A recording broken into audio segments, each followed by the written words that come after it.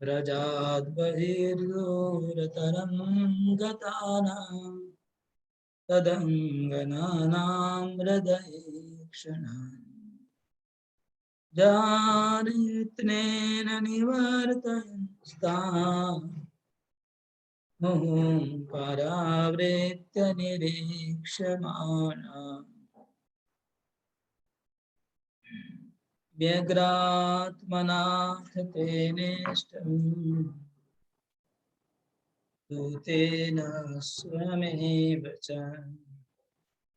ग्रीवामुद्वर्त्य सप्रेमा दृष्ट्या स्वासयताम् भ्रूसङ्केतादिना लज्जा भये जनयता बला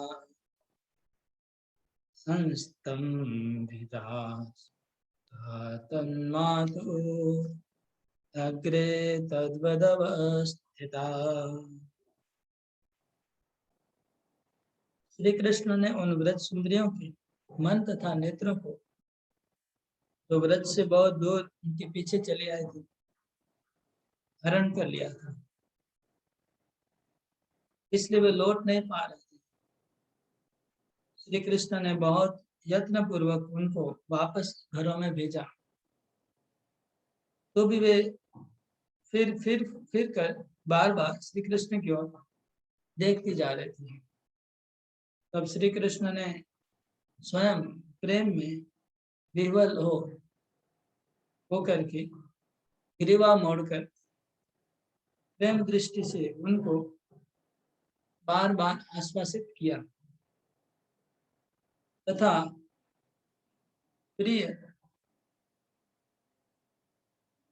प्रिय दूत गुरु संकेत आदि द्वारा उन गोपियों को वन में प्रवेश करने में भय तथा लज्जा दिखलाकर बलपूर्वक रोक दिया।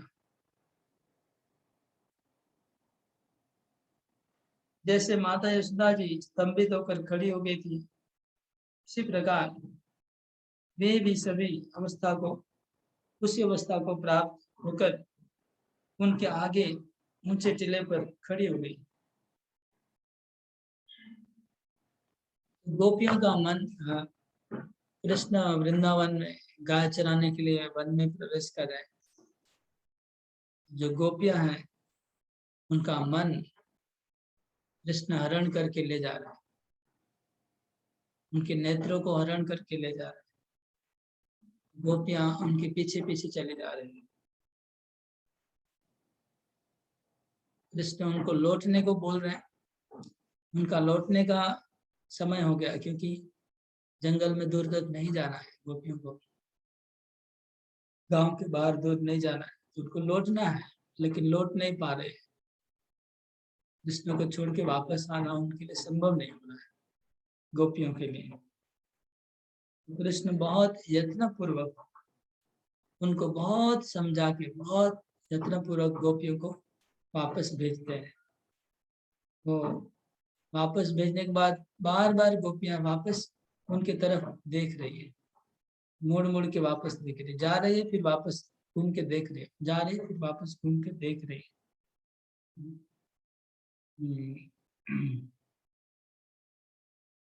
तो श्री कृष्ण जब प्रेम में विवल हो जा रहे हैं, कृष्ण भी विवल होकर के कृष्ण भी पीछे मुड़ के देख रहे हैं। वो आगे जा रहे हैं लेकिन पीछे मुड़ के गोपियों की तरफ देख रहे हैं। देख करके उनको प्रेम की दृष्टि के द्वारा उनको आश्वासन दे रहे हैं, देख करके आश्वासन दे रहे हैं।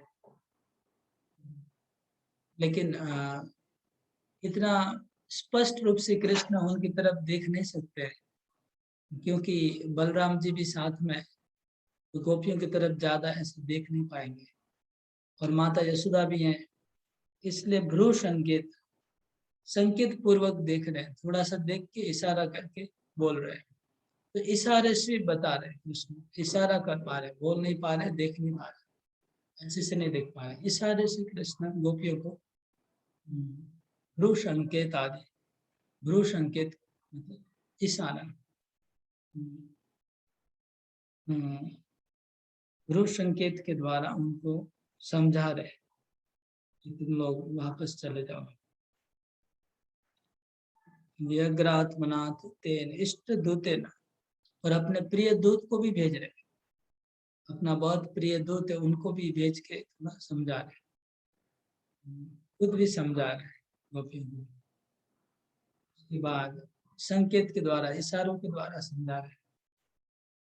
लज्जा भय जनयता बला, और जब कृष्ण इशारों से गोपियों की तरफ देख रहे हैं, गोपियों की आंखों से जब उनकी आंखें मिलती है तो गोपियां लज्जा और भय, शर्म और भय, उनको शर्म लग रही है और भय भी लग रहा है।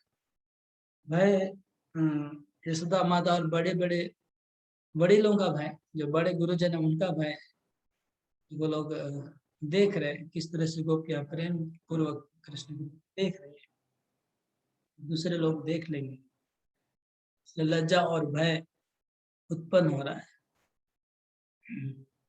इसके बाद यशोदा माता जिस स्थान पे खड़ी थी, ऊंचे टीले के ऊपर कृष्ण को जाते हुए दूर तक देख रहे थे, इसी प्रकार गोपियां भी एक ऊंचे टीले के ऊपर खड़ी हो गई, और ऊंचे टीले के ऊपर खड़ी होकर के गोपियां भी श्री कृष्ण को जाते हुए देख रही है।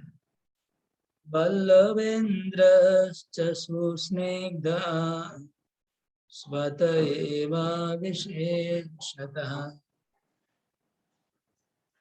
पत्नी वात्सल्य दृष्ट्या च स्नेहाद्रेकेण यन्त्रितः सर्वव्रज जना स्नेहा भरं पुत्रे विलोक्यतम् वृद्धेशानुयातोऽपि दूरं त्यक्तुं न चाशकः शुभानि सकुनान्युच्चे पश्चादिनां च रिष्टुताम् अलक्ष्यान्तप्रहृष्टोऽपि पुत्रविच्छेदकातर साग्रजं पृथगालिङ्ग्य युगपत् चात्मजं मोह शिरस्याघ्राय च स्नेहा भरार्तो शृण्यश्रित। इसके बाद नंद राय अपने यशोदा का वात्सल्य सुना, श्री कृष्ण को विरह में गोपियों का सुना। अभी नंद राय की बात हो रही है। नंद राय जी जिनका चित्त स्नेह से स्वाभाविक रूप से कोमल है, नंद महाराज का चित्त स्वाभाविक रूप से कोमल है, अपनी पत्नी यशोदा जी के वात्सल्य प्रेम को देखकर स्नेह उद्रेक वश स्तंभित हुआ। नंद महाराज ने अपनी पत्नी का कृष्ण के प्रति जो वात्सल्य दर्शन किया, वो देख के नंद महाराज स्तंभित हो गए। स्तंभित मतलब स्टन, मतलब एक पिलर की तरह, खंबे की तरह स्थिर हो गए। उसके यशोदा की प्रेम को देखकर खंबा हो गए। स्तंभ मतलब खंबा, खंबे की तरह खड़े हुए। अपने पुत्र के प्रति जब व्रजवासियों का बड़ा प्रेम देखकर वे बूढ़े उपनंदादि गोपों के साथ लेकर उनके साथ बहुत दूर तक वन में आए। नंद महाराज ने अपने पुत्र के प्रति यशोदा का प्रेम देखा, ब्रजवासियों का प्रेम देखा, गोपियों का प्रेम देखा। देख करके नंद महाराज और बूढ़े, जितने भी बूढ़े ग्वाले थे, बूढ़े से ग्वाले और नंद महाराज कृष्ण के पीछे पीछे दूर दूर तक गए। वो लोग छोड़े नहीं। स्त्रियां तो आगे नहीं जा सकती, स्त्रियां वापस आ गई, लेकिन ये जो ग्वाले थे बूढ़े, जो लोग अभी रिटायर्ड हो गए थे गाय चराने, उन्होंने बंद कर दिया था। पहले के लोग गाय चराते थे, लेकिन कृष्ण ने जब जिम्मेवारी अपने कंधे पे ले लिया गाय चराने का, तो बूढ़े ग्वाले वो लोग रिटायर्ड हो गए थे, वो लोग नंद महाराज के साथ कृष्ण के पीछे पीछे दूर तक वन में गए, बहुत दूर तक साथ में गए कृष्ण, तो भी वे उनको छोड़कर लौट नहीं पा रहे थे। दूर तक जाने के बाद ये जो बूढ़े ग्वाले हैं, नंद महाराज और उपनंद, ये सब जो है कृष्ण को छोड़ के वापस नहीं आ पा रहे, छोड़ नहीं पा रहे कृष्ण। यद्यपि वे बहुत से शुभ शकुनों को एवं गौ आदि तथा सब पशुओं को प्रसन्न देखकर श्री नंदराज का मन उसमें प्रसन्न था। तो ये जो बूढ़े ग्वाले हैं, ये लोग बहुत ही बुजुर्ग हैं, इनको बहुत ही मतलब ज्ञान है, ज्ञान वृद्ध है, मतलब इनको अनुभवी है, अभिज्ञ है, इनको जंगल के बारे में बहुत ज्ञान है। जंगल कैसा होता है, बारिश कब होता, सब उनको नॉलेज, अच्छा नॉलेज है, क्योंकि सारा जीवन उन्होंने गाय चराई। इसलिए इन्होंने जंगल में देखा कि शुभ शकुन है। शुभ शकुन मतलब किसी प्रकार का अनिष्ट जंगल में नहीं है, ये उन्होंने देखा। क्योंकि उनको देखना आता है, क्योंकि वो बुजुर्ग हैं, उन्होंने सारा जीवन ये काम किया है। उन्होंने वन में शकुन देखे, अच्छे शकुन, अच्छे शकुन देखे कि कहीं पर भी कोई प्रॉब्लम नहीं दिख रहा है। तो अच्छे शकुनों को देख करके नंद महाराज प्रसन्न हुए। जितने भी पशु हैं, पंछी है, सब खुशी हैं वन में। कृष्ण को आया देखकर सब लोग खुशी है। नंद महाराज प्रसन्न हुए। तो भी पुत्र के विरह की कातर होकर उन्होंने पहले तो अलग अलग दोनों पुत्रों को आलिंगन किया, कि दोनों को एक साथ बार बार आलिंगन करके उनके मस्तक को सूंघा और स्नेह से आतुर होकर प्रेमाश्रु बहाने लगे। तो नंद महाराज पहले बलराम जी को आलिंगन करते हैं प्रेम पूर्वक, फिर कृष्ण को आलिंगन करते हैं प्रेम पूर्वक, दोनों को आलिंगन किया। उसके बाद दोनों पुत्रों को एक साथ ले लिया गोद में, दोनों को एक साथ आलिंगन कर रहे हैं। दोनों के बार बार दोनों को आलिंगन कर रहे हैं कृष्ण बलराम को, और उनके सर को सूंघ रहे हैं बार बार, और उनकी आंखों से आंसू धारा बह रहे।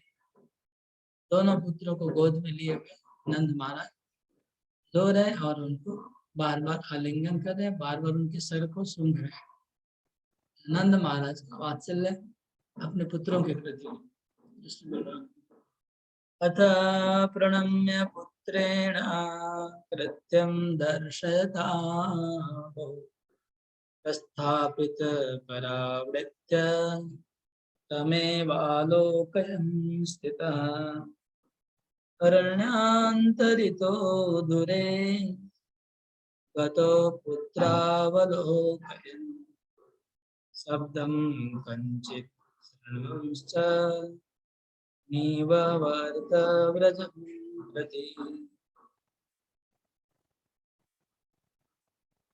नियुज्य जाङ्गिकान् नृत्यान् तद्वार्ताहरणाय गोपीभिरन्वितां पत्नीं सान्त्वयित्वा नयन् गृहान् तास्तो तस्य विलासांस्तान् गायन्त्यो विभुषु व्रजन् वीणमादे धीरे नेतुम् ध्यायन्त्यस्तस्य संगमम्। इसके पश्चात श्री कृष्ण ने उनको प्रणाम किया। कृष्ण बलराम ने नंद महाराज को प्रणाम किया, उनके चरणों को स्पर्श किया और ब्रजवासियों को, माता यशोदा को आश्वस्त किया। ब्रज की रक्षा दी और बहुत कर्तव्यों की ओर ध्यान दिलाकर उन्हें वापस लौटाया। तो कृष्ण नंद महाराज को वापस भेजने के लिए भी उनको समझाना पड़ रहा है। नंद महाराज को उनको बहाना बनाना पड़ रहा है, फुसलाना पड़ रहा है। तो क्या समझाया नंद महाराज को? कृष्ण ने कहा कि बाबा आप जाइए, माता को संभालिए, वो वहां पर गिरी पड़ी हुई है, वो टीले के ऊपर खड़ी है और वो बहुत चिंतित है। तो आप टूट पड़ेंगे तो कैसे होगा? आपको तो जाना पड़ेगा और ब्रजवासियों को संभालिए, माता यशोदा को संभालिए। गौशाला में जाके देखिए, जो बूढ़ी गाय है, जो सब गायें वन में नहीं जाती है चरने को, उनको संभालिए। तो आप जाके ब्रज में ये सब देखिए, हम लोग जल्दी वापस आ जाएंगे। ऐसे कृष्ण ने नंद महाराज को समझाया।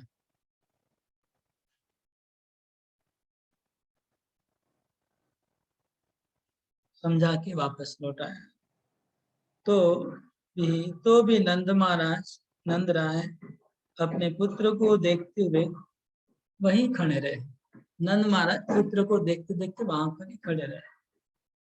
कुछ देर बाद श्री कृष्ण तथा बलराम के वन में बहुत दूर जाने से कुछ देर बाद श्री कृष्ण बलराम के बहुत दूर जाने से जब वे अदृश्य हो गए तथा गौओं का हंबारा, भृंगादि का शब्द भी सुनाई नहीं पड़ने लगा, तब वे ब्रज की ओर वापस लौटे। तो नंद महाराज उसी स्थान में खड़े रह गए जहां पर कृष्ण से उनका विदाई हुआ, विदाई समारोह। आप लोग सब विदाई समारोह देखा होगा सबने। जब बेटी का शादी होता है घर में, तो लड़की का शादी होने से उसका विदाई समारोह होता है। बस उसी का कॉपी है, समझ लीजिए, विदाई समारोह है। मतलब पहले घर के अंदर रोना चालू होता है। हाँ, बेटी को पकड़ के एक एक बहन आके रोएगी, माता आके रोएगी, पिताजी आके रोएंगे। पता नहीं आप लोग का कैसे हुआ, हमने तो ऐसा देखा कि पहले पूरे परिवार वाले एक एक जन आकर के घर में ही पहले रोना शुरू करेंगे, फिर घर के बाद धीरे धीरे धीरे बेटी को आगे ले जाएंगे। फिर रास्ते के ऊपर घर के बाहर जो गेट है वहां पर फिर रोना चालू होगा। फिर वहां फिर से सब लोग आलिंगन करेंगे एक एक जन, फिर दोबारा सब लोग रोएंगे। उसके बाद घर के बाहर दूर जाएंगे जहाँ पर चौक है, चार चौक, जहाँ पर चार रास्ता मिलता है, वहां तक जाएंगे। वहां तक जाके फिर वहां पर फिर रोना चालू होगा, एक के बाद एक सब फिर आलिंगन करेंगे बेटी को, फिर सब लोग रोएंगे।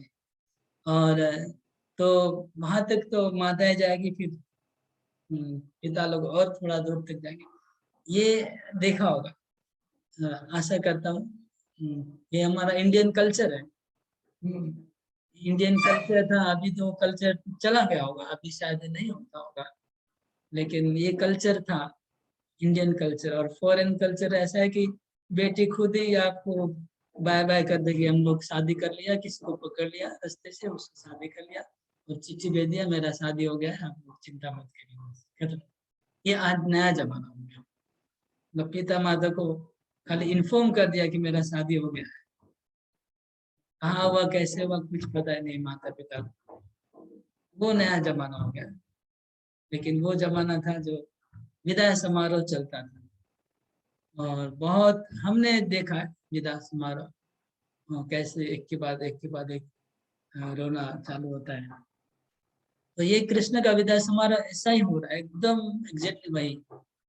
पहले यशोदा माता कृष्ण को पकड़ के बहुत देर रोई, उसके बाद गोपियां, फिर उसके बाद नंद महाराज। तो नंद महाराज वहां पर खड़े रह गए जिस स्थान पे कृष्ण छोड़ के गए हैं वन में, वहां पर खड़े रह गए।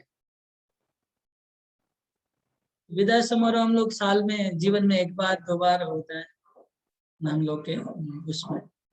मतलब अब जितनी भी बेटी है घर में सबका होता है, या फिर गांव में जितने बेटी है सबका होगा, तो बहुत बार देखने मिलता है।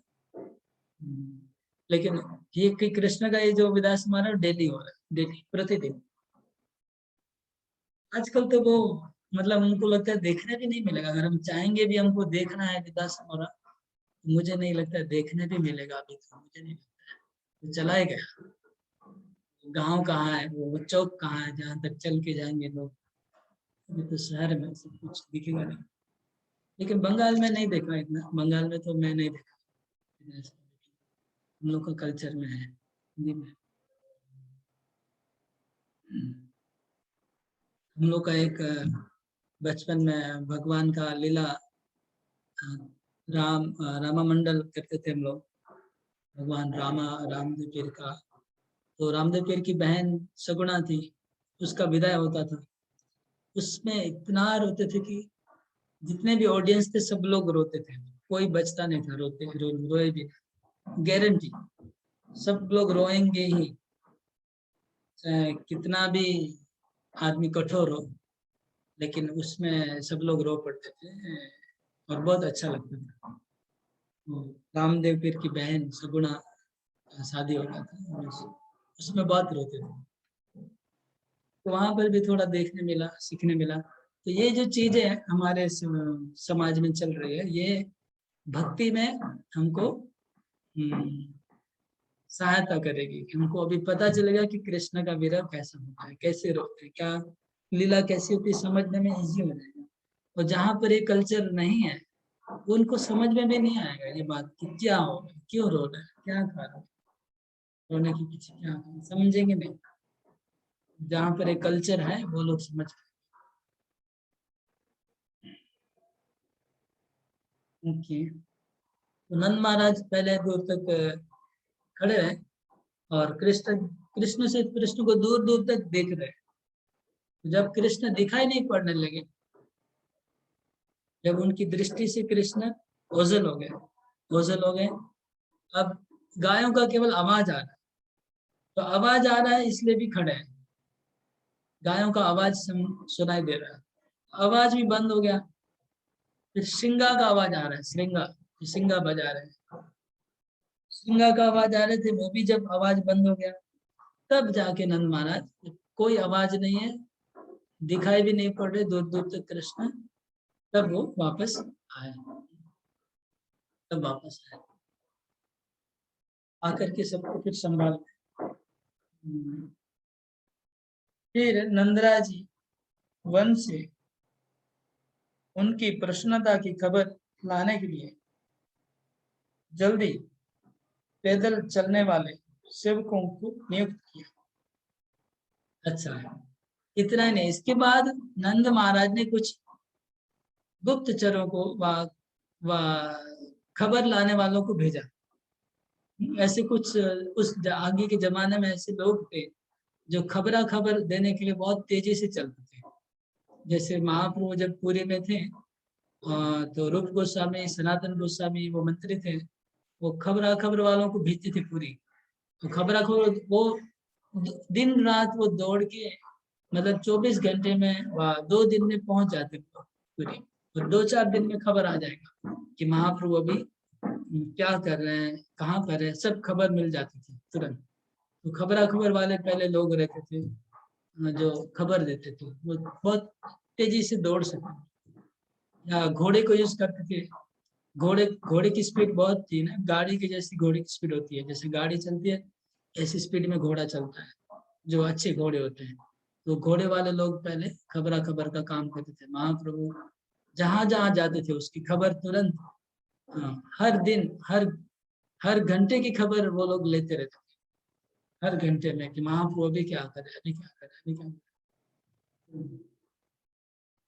जब महाप्रभु दक्षिण भारत गए थे, उनके पीछे खबरा खबर वालों को भेज दिया था। तो महाप्रभु क्या क्या कर रहे थे, वो तुरंत खबर मिल जाती थी सब भक्तों को। वो साउथ इंडिया में महाप्रभु अभी किस मंदिर में गए हैं, उस मंदिर में क्या लीला हो रहा है, वो तुरंत पता चलता था।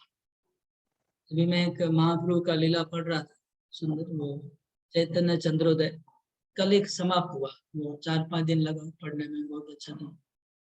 तो उसमें ये हमको पता चला कि राजा प्रताप रुद्र और सार्वभौम भट्टाचार्य ने दक्षिण भारत में महाप्रभु जहां जहां घूम रहे थे वहां पर गुप्तचरों को बैठा दिया था चारों तरफ। और गुप्तचर निरंतर खबर लाते थे कि महाप्रभु भी क्या कर रहे हैं, निरंतर निरंतर खबर ला रहे थे। किसी ने पूछा था कि महाप्रभु जब दक्षिण भारत गए थे तो अकेले गए थे, तो वहां पर क्या हुआ नहीं हुआ ये सब कैसे पता चला सबको, बुक में कहाँ से आया? ये प्रश्न पूछा था एक भक्त ने कि महाप्रभु तो बताएंगे नहीं सब कुछ, जो जो बात तो कैसे पता चला? तो ये बात है, राजा ने गुप्तचरों को भेज दिया था कि आप लोग महाप्रभु के पीछे पीछे जाइए, जो जो जहां जहां हो रहा है तुरंत बताते रहिए। तो कॉन्स्टेंटली कंटिन्यूअस कम्युनिकेशन था, चल रहा था, इंफॉर्मेशन आ रहा था कि महाप्रभु भी क्या कर रहे, महाप्रभु भी क्या कर रहे। तो नंद महाराज कुछ ऐसे ही सेवकों को जंगल में भेज दिया जो श्री कृष्ण बलराम की खबरा खबर देते रहेंगे। मतलब दिन देखिए, खाली एक दिन का ही बात है, फिर भी इतना ये लोग को प्रेम है नंद महाराज को और कृष्ण को, एक दिन के लिए कृष्ण गए हैं तो भी खबर वालों को भेजा हुआ है कि हर घंटे में खबर देते रहेंगे कि जंगल में अभी वो लोग कहाँ गाय चरा रहे हैं, कौन से वन में गाय चरा रहे हैं, और वहां पर कोई विपत्ति है कि नहीं, कोई प्रॉब्लम है कि नहीं, क्या खाना खाया, सब खबर ले रहे। खबर वालों को भेज दिया। श्री यशोदा जी तथा अन्य श्री गोपिकाओं को जो रास्ते में खड़ी थी समझा बुझाकर वे अपने साथ घर ले गए। तो नंद महाराज वापस आए थे तो रास्ते में यशोदा खड़ी हुई है किले के ऊपर, तो उनको समझा करके नंद महाराज बहुत समझा बुझा कर यशोदा को और गोपियों को और सब ब्रजवासियों को वापस लेके आए। उन्होंने उनकी माधुरी गाते हुए ब्रज में प्रवेश किया और सायंकाल मिलने की उत्कंठा से दिन बिताने लगे। तो गोपियां फिर से श्री कृष्ण के चरित्रों का गान करती करती गाते गाते वो वापस आती है। गाना गाते गाते गाते कृष्ण के बारे में जो गीत थे उन गीतों को गाते हुए गोपियां वापस आई और फिर शाम की अपेक्षा इंतजार करने लगे कि कब शाम होगा और कृष्ण वापस आएंगे, उनका इंतजार करने लगे। हरे कृष्ण। ये जो प्रेम है ब्रजवासियों का कृष्ण के प्रति, मतलब ये हम लोग समझ भी नहीं पाएंगे। सोचना पड़ेगा, एक्चुअली सोचेंगे थोड़ा, इसको दिमाग लगाना पड़ेगा तभी समझ में आएगा कि कैसा। कृष्ण तो सुबह गए, शाम को वापस आने वाले और ये लोग इतने परेशान है कि छोड़ नहीं रहे कृष्ण को। तो ये जो प्रेम कैसा है, क्यों है, थोड़ा सोचने से फिर समझ में आएगा।